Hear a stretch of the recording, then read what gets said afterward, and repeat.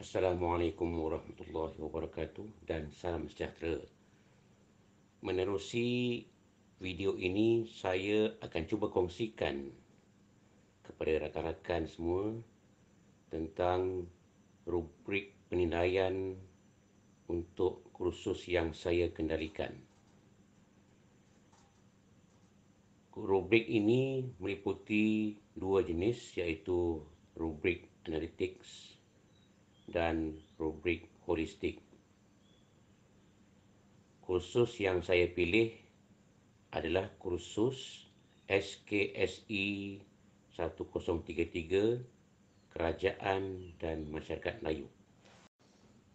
Untuk menjelaskan tentang pembangunan rubrik ini, pada hakikatnya saya menggunakan rubrik yang sedia ada, sama ada melalui internet ataupun yang telah disediakan oleh kohort-kohort yang lepas dalam kursus ini. Jadi saya rasa penyediaan ini telah memudahkan saya yang agak baru dalam menyediakan rubrik-rubrik ini. Walau bagaimanapun, saya cuba menyesuaikan rubrik-rubrik tersebut dengan kursus yang saya kendalikan.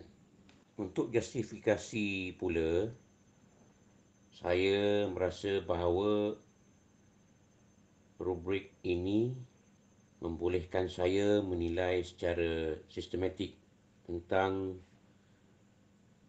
kefahaman pelajar. Dan yang lebih penting lagi, saya akan boleh menilai secara lebih mendalam sejauh mana pelajar dapat memahami topik-topik yang dibincangkan dalam kursus yang saya kendalikan.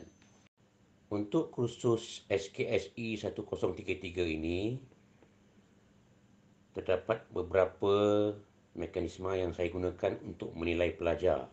Antaranya adalah problem based learning, work based learning, pembentangan berkumpulan, dan lain-lain lah. Tetapi dalam konteks rubrik ini, saya akan tumpukan perbincangan kepada pembentangan secara berkumpulan. Terdapat 4 kriteria penting bagi membolehkan saya menilai menerusi rubrik analytics terhadap pembentangan pelajar secara berkumpulan, iaitu kemahiran berkomunikasi, kreativiti, kerjasama dalam kumpulan, dan pengucapan pelajar. Tahap pencapaian markah yang diperoleh pelajar ada 5, iaitu amat cemerlang, baik, sederhana, dan lemah. Saya akan huraikan kesemua kriteria-kriteria yang saya sebutkan tadi berdasarkan nilai markah yang telah ditetapkan dalam rubrik ini. Bagi pelajar-pelajar yang tergolong dalam kategori sangat cemerlang, mereka mestilah mampu memenuhi kreativiti yang luas, pembentangan yang terfokus dengan isi yang ringkas dan padat, serta contoh yang sesuai, komitmen yang padu daripada semua ahli kumpulan, dan akhir sekali, kemahiran berkomunikasi apabila mampu menjawab secara spontan soalan-soalan yang bakal diberikan, sama ada oleh pelajar-pelajar lain ataupun oleh pensyarah. Untuk pelajar-pelajar yang mencapai tahap cemerlang pula, pembentangan mereka mestilah memperlihatkan isi yang ringkas dan padat, kreativiti yang luas tetapi tidak menyertakan gambar rajah yang sesuai. Terdapat sebilangan kecil pelajar yang tidak memberi komitmen kepada tugasan dan pelajar mampu menjawab soalan yang dikemukakan sama ada oleh pensyarah ataupun pelajar walaupun jawapan yang diberikan itu tidak semestinya tepat dan meyakinkan. Untuk kategori pelajar yang mencapai tahap baik pula, pembentangan yang diutarakan mestilah mempunyai isi yang ringkas dan padat, hujah yang tidak meyakinkan, serta contoh yang tidak sesuai dan tidak dinyatakan. Dari segi kreativiti pula, mereka agak terbatas kerana hanya mengemukakan gambar rajah yang kurang sesuai.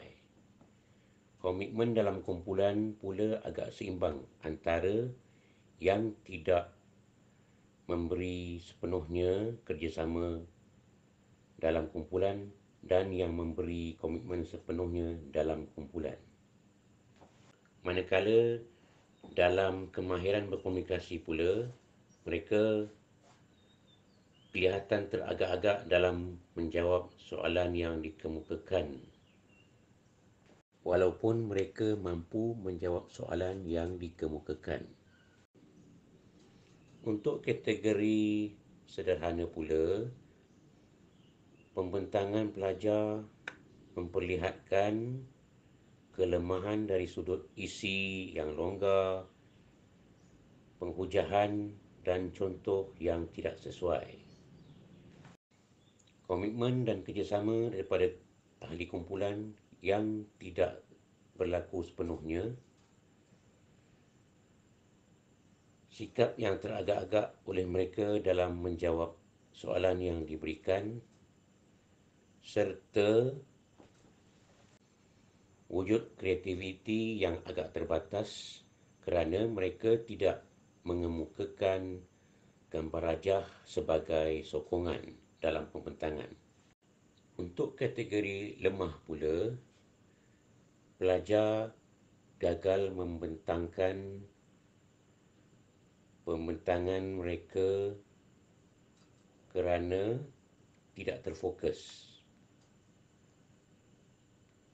teragak-agak dalam menjawab soalan, dan kalau mampu menjawab soalan pun ianya tidak meyakinkan.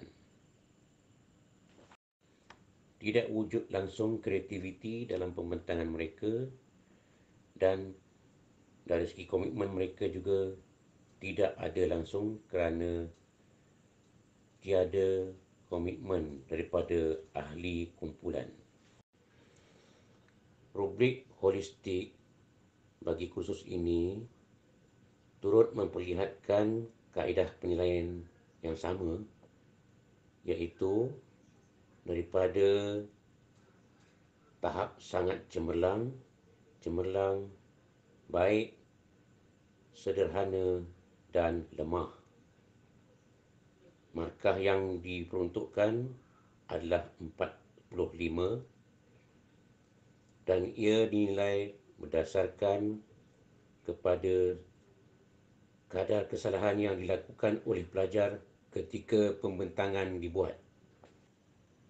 Pembentangan sangat cemerlang merujuk kepada pembentangan yang dilakukan sangat baik dan tiada sebarang kesilapan dilakukan.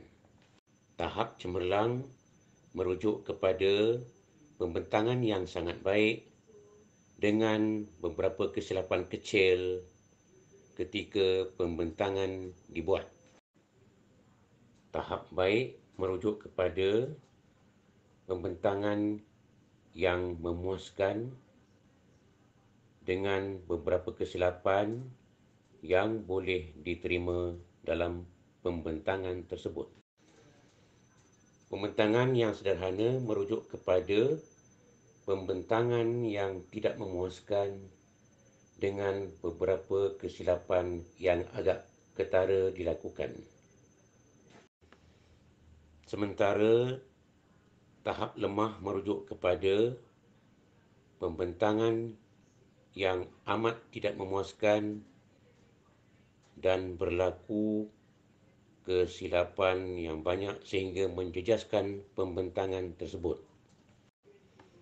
Untuk meletakkan kelima-lima tahap pencapaian tersebut, rubrik ini menetapkan markah pelajarnya daripada tahap lemah 0 hingga 9,